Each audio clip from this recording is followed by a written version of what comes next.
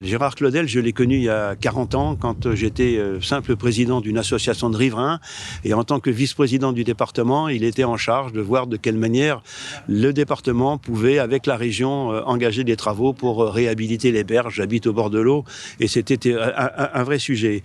Et j'ai appris à connaître Gérard Claudel qui, pour moi, est un mélange de... Alors, dans son expression, c'était pour moi un mélange du général de Gaulle et du général Bijard, dans la façon qu'il avait de s'exprimer, mais c'était surtout quelqu'un qui était très attaché à son territoire.